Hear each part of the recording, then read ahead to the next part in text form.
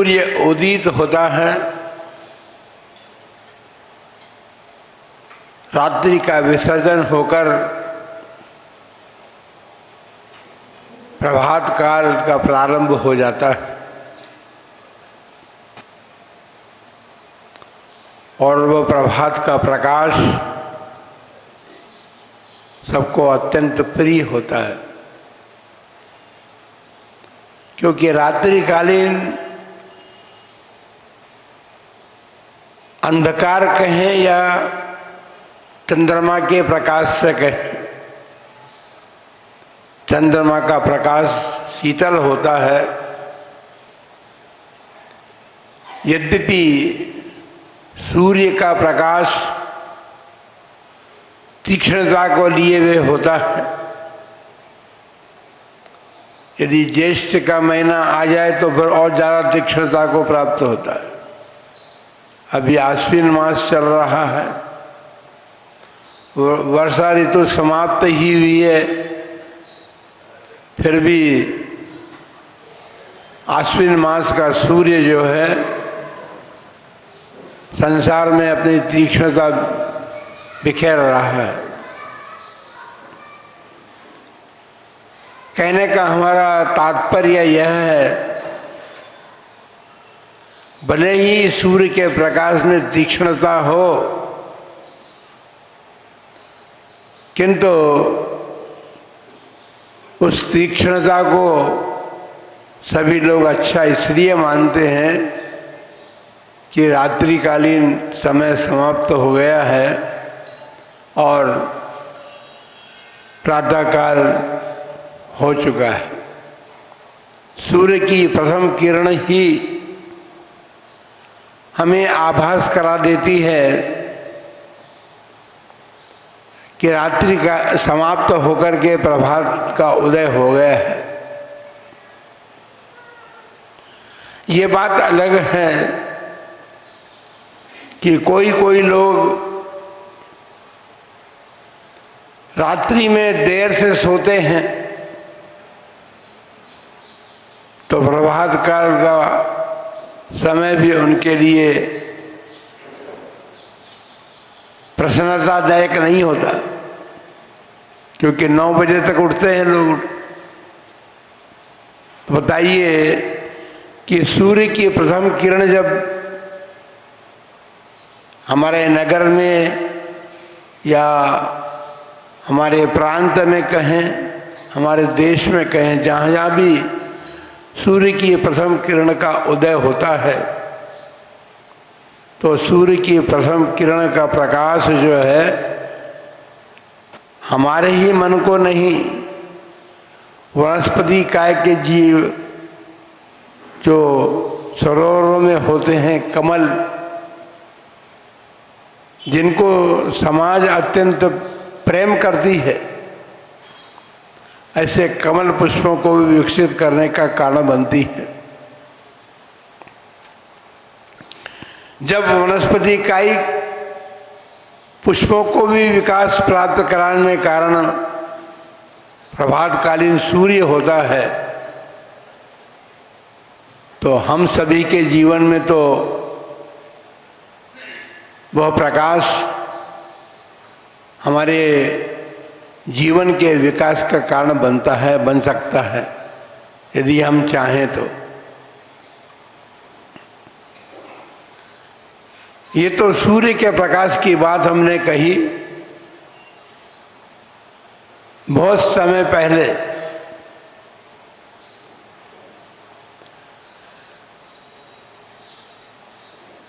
पूर्व में सभी को मालूम है कि सूर्य का उदय पूर्व में ही होता है।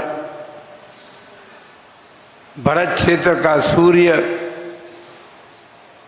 पश्चिम में अस्त होता है,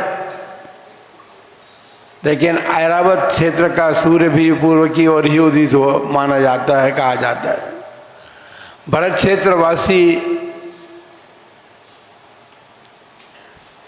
पश्चिम दिशा की ओर सूर्य गया है तो उसे कहते हैं कि पश्चिम दिशा अंधकार को देने वाली है, क्योंकि सूर्य अस्त हो गया, सूर्य का प्रकाश समाप्त हो गया, अब तो रात्रि ही आनी है। लेकिन ऐरावत क्षेत्र के लोग प्रसन्नता को प्राप्त होते हैं, क्योंकि उनके यहाँ सूर्य का उदय हो गया। भले ही आपके यहाँ सूर्य अस्त हुआ हो, लेकिन वही सूर्य जो है ऐरावत क्षेत्र के लिए प्रकाश पुंज लेकर के गया है। बंधुओं, हमारे देश में भी, हमारे भरत क्षेत्र में कहें और भरत क्षेत्र में भी क्या कहें, आर्यखंड में, आर्यखंड के भारतवर्ष की बात यदि हम करें तो 400-500 साल का इतिहास है कि यहाँ पर कोई सूर्य नहीं था। आकाश के सूर्य की बात नहीं कर रहे हैं, वो तो कभी बंद होता ही नहीं है। उत्तर भारत में निवास करने वाले श्रावक जन अत्यंत भाग्यशाली थे कि उनके प्रांत में, उत्तर प्रांत में तीर्थंकर प्रभुओं का जन्म हुआ है। और तीर्थंकर प्रभुओं का जन्म ही नहीं हुआ, उन्होंने निर्वाण भी उत्तर भारत में ही प्राप्त किया।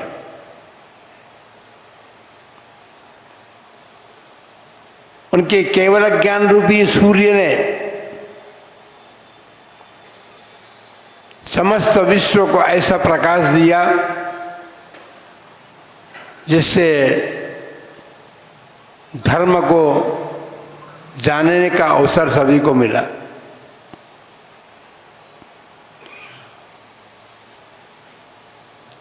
उसका मतलब ये नहीं है कि उत्तर भारत में तीर्थंकर होते रहे हैं, धर्म तीर्थ का प्रवर्तन करते रहे हैं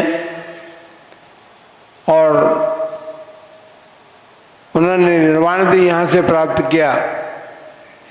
ये नहीं समझना चाहिए कि दक्षिण भारत जो है उससे अछूता रहा हो, क्योंकि तीर्थंकरों का प्रकाश, केवल ज्ञान रूपी प्रकाश जो है समस्त विश्व को प्रकाशित करता है।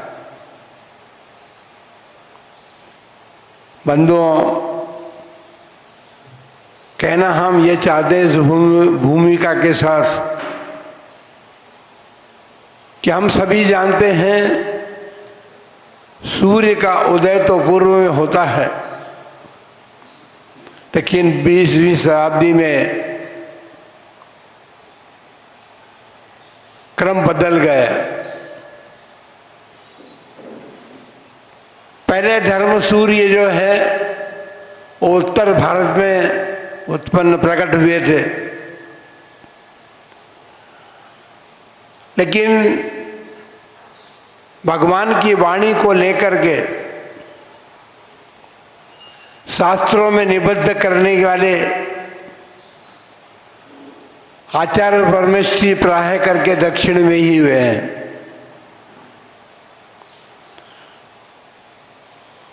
इसलिए यह कहा जा सकता है कि धर्म तीर्थ का प्रवर्तन उत्तर में हुआ। प्रकाश उसने भले ही समस्त विश्व में दिया हो, लेकिन उत्पत्ति जो है उत्तर भारत में भी। किंतु जो नेत्र हमें प्रकाश दे रहा है अब तीर्थंकर के अभाव में, वो नेत्र दक्षिण भारत में प्रकट हुए थे।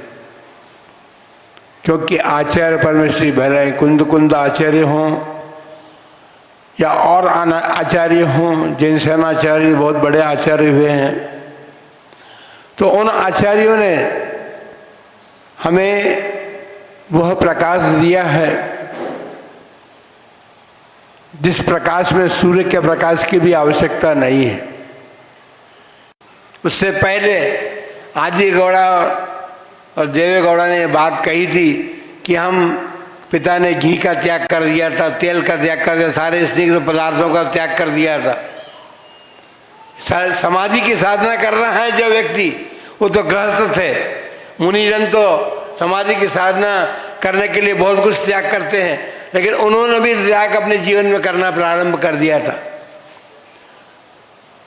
उनके जीवन में त्याग को देख करके दोनों भाइयों ने उनको नारियल का दूध बना करके और उनके भोजन में देना शुरू किया था। लेकिन वो भी ज़्यादा दिन नहीं ले पाए।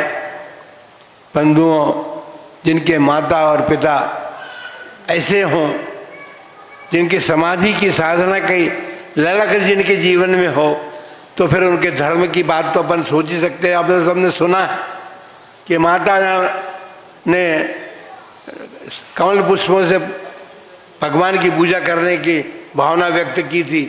तो इस प्रकार से परम पूज्य चारी चक्रवर्ती आचार्य संत शांति सागर जी महाराज के जीवन में जो विशेषता देखने को अपने को मिली है, वो विशेषता उनके पूर्वजन के संस्कार भी हैं और वर्तमान में उनके माता पिता ने जो उनको संस्कार दिए, उन संस्कारों से आप देखिए कि दुकान पर उनको बिठाया गया, क्योंकि 9 वर्ष की उम्र में उनकी शादी हो गई थी 6 वर्ष की कन्या से, और 6 महीने के बाद वो कन्या भी समाप्त हो गई।